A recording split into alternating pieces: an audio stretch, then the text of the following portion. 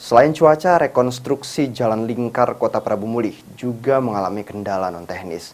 Di antaranya ada warga yang mengklaim lahannya belum diganti rugi.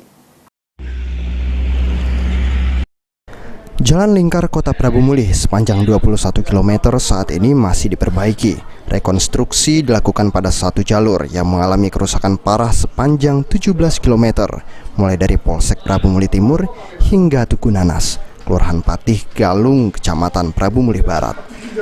PPK 3.3 BBPJN 5 Sumsel Surya Perdana saat melakukan monitoring terhadap pengerjaan mengungkapkan memasuki bulan keempat pihaknya mengalami sejumlah kendala non-teknis. Di antaranya ada warga yang mengklaim lahannya belum diganti rugi.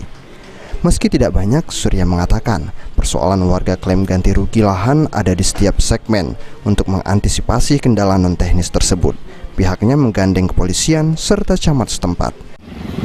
Banyak non-teknis. Non-teknis seperti ada warga yang istilahnya mengklaim tanahnya masih belum bebas dari dulu kan. Terus ada juga yang kalau untuk kendala non-teknis rata-rata tanah sih. Banyak warga yang ngeklaim.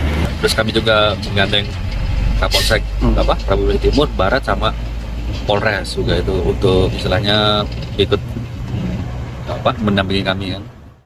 Perbaikan satu jalur Jalan Lingkar Kota Prabu Mulih dengan kontrak multi-years 3 tahun dimulai November 2022. Ditargetkan rampung pada September 2024. Proyek dengan nilai 212 miliar rupiah tersebut kini sedang dalam proses pembongkaran beton lama, perbaikan tanah dasar hingga pengecoran ulang. Beni Firdaus, PAL TV.